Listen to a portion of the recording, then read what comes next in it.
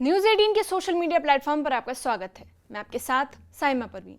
Israel और Iran के दरमियान जारी इस जंग में अब सियासी शतरंज की सबसे बड़ी चाल अमेरिका से चूक गई है। डोनाल्ड ट्रंप ने सीज फायर का ऐलान किया, लेकिन कुछ ही देर बाद सब कुछ तहस नहस हो गया। सीज फायर के बाद भी ईरान ने इजराइल पर मिसाइलें दागी, फिर कतर में अमेरिकी बेस पर हमला किया और इन सबके बाद राष्ट्रपति डोनाल्ड ट्रंप नाराज हो गए। वहीं बेंजामिन नेतन्याहू भी गमगीन दिखाई दिए, क्योंकि बेगल शेवा की तबाही ने सबको हिलाकर रख दिया और अब रूस की एंट्री ने पूरे जंग को नया मोड़ दे दिया है। रूस के पूर्व सदर मेदवेदेव ने इशारा कर दिया है कि कई मुल्क ईरान को अब परमाणु हथियार देने को तैयार हैं। क्या वाकई ये आग अब पूरी दुनिया को अपनी लपेट में लेने वाली है? क्या ट्रंप की कोशिशें नाकाम हो चुकी है? आपको तफसील से बताते हैं पूरा मामला। अमेरिकी राष्ट्रपति डोनाल्ड ट्रंप ने जैसे ही सीज फायर का ऐलान किया, पूरी दुनिया ने राहत की सांस ली, लेकिन ये राहत कुछ समय बाद ही तबाही में तब्दील हो गई। ईरान ने इजराइल के बेगल शेवा शहर पर मिसाइलें दाग दी और वहीं दूसरी तरफ ट्रंप बयान दे रहे थे कि दोनों मुल्क अब पीछे हटने को तैयार हैं। ये जो बीर शिवा इलाका है, यहाँ पे ज़ोरदार मिसाइल धमाके हुए और मिसाइल की वजह से बहुत ज़्यादा तबाही हुई है। मैं दिखाने की कोशिश करूँगा आपको। यहाँ से इस वक्त रेस्क्यू ऑपरेशन चल रहा है। यहाँ पे अभी तक 4 लोगों की मौत हुई है और करीब यहाँ पे 7 लोग ज़ख्मी हुए हैं और अभी भी कुछ लोग यहाँ पे फंसे हुए हैं। आप देख सकते हैं किस तरीके से इसराइली डिफेंस फोर्सेस के लोग जो हैं यहाँ पे रेस्क्यू ऑपरेशन चला रहे हैं और रेस्क्यू वर्कर्स यहाँ पे लगातार ऑपरेशन कर रहे हैं। और आप देखिए कि यहाँ पे क्या तबाही हुई है।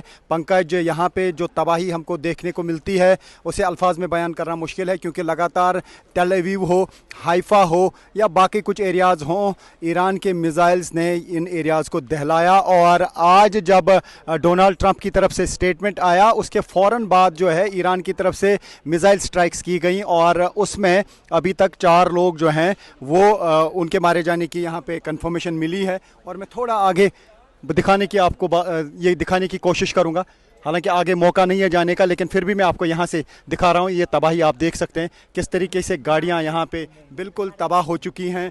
सारा सामान जो है वो तबाह हो चुका है। मैं कोशिश करूँगा थोड़ा सा यहाँ से दिखाने की दूर से। ये देखिए यहाँ पे, ये आप अंदाज़ा लगा सकते हैं कि हालात क्या हैं। जिसके बाद ट्रंप ने इजराइल को दोषी ठहराया और साफ कहा कि मैं इजराइल से खुश नहीं हूँ। समझौता होते ही बम नहीं बरसाने चाहिए थे। ट्रंप का भरोसा टूटा है और उनका गुस्सा कैमरे पर साफ नजर आया। यही नहीं, उन्होंने अपने पायलट्स को घर लौटने की सलाह भी दी।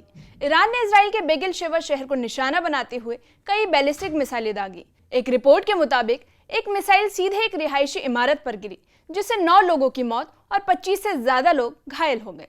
हादसे के बाद पूरे शहर में चीख पुकार मच गई। अस्पतालों में अफरा तफरी का माहौल था और बंकरों में लोग दुबके हुए थे।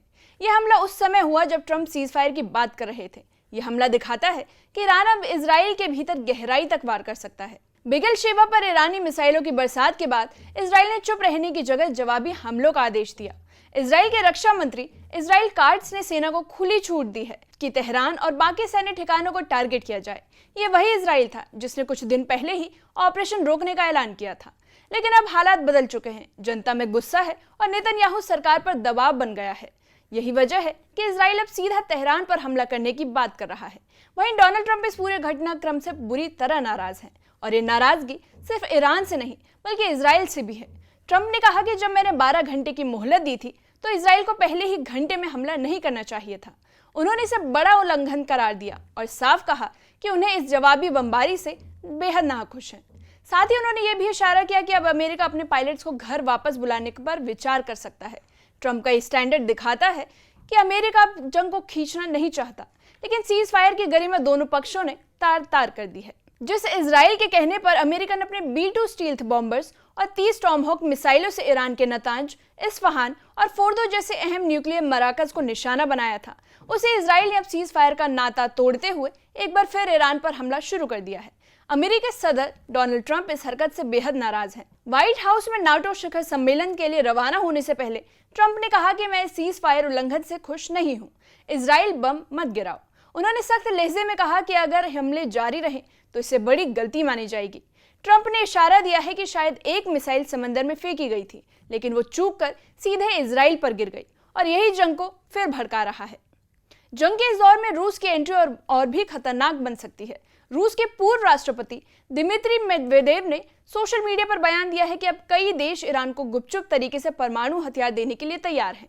उनका दावा है कि अमेरिका के हमलों ने ईरान को मजबूर कर दिया है कि वो अपनी न्यूक्लियर तैयारी तेज करे। उन्होंने ये भी कहा कि अमेरिका का हमला उल्टा असर करेगा और इससे परमाणु संवर्धन और तेज होगा। इस बयान ने इजराइल और अमेरिका दोनों को चिंता में डाल दिया है। अब सवाल ये है कि क्या जंग न्यूक्लियर मोड पर पहुंच रही है? ईरान ने पिछले कुछ दिनों में ऐसा दिखाया कि वो सिर्फ जवाब देना नहीं बल्कि धोखे से बड़ा वार भी करना जानता है। 17 जून से 24 जून के बीच उसने इजराइल के एयर डिफेंस सिस्टम को चकमा देते हुए लंबी दूरी से मिसाइलें दागी। इनमें से कई मिसाइलें बेगिलशेवा, हाइफा और अशदोद जैसे शहरों में गिरी। इजरायली सिस्टम उन्हें रोक भी नहीं पाया। ईरान की टेक्नोलॉजिकल स्ट्रैटेजी अब दुनिया को सोचने पर मजबूर कर रही है कि क्या ईरान सिर्फ मिसाइलें बनाने के साथ साथ इंटेलिजेंस और साइबर वार में भी आगे निकल रहा है। इजराइल की खुफिया एजेंसी मोसाद ने सिर्फ मिसाइलों से नहीं बल्कि मनोवैज्ञानिक हथियारों से भी हमला किया है। रिपोर्ट्स के मुताबिक फारसी बोलने वाले एजेंट्स ने ईरानी जनरलों को कॉल कर धमकाया और कहा कि आपके पास भागने के लिए सिर्फ 12 घंटे हैं, वरना अगला नंबर आपका है। ये कॉल ईरान की टॉप ब्रास को डराने और स्थिर करने के लिए काफी था। लगभग 20 अफसरों को ऐसे कॉल किए गए। यरूशलेम पोस्ट ने वॉशिंगटन पोस्ट के हवाले से दावा किया है कि ये पूरा अभियान एक साइकोलॉजिकल वॉर था। इजरायली प्रधानमंत्री बेंजामिन नेतन्याहू अब एक मुश्किल हालात में फंस गए हैं। एक तरफ अमेरिका का दबाव है कि शांति बनाए रखो, वहीं दूसरी तरफ अपनी जनता का गुस्सा है कि जवाब दो। शुरुआत में उन्होंने कहा कि मिशन पूरा हो गया है, लेकिन बेगलशेवा की तबाही ने सब कुछ बदल दिया।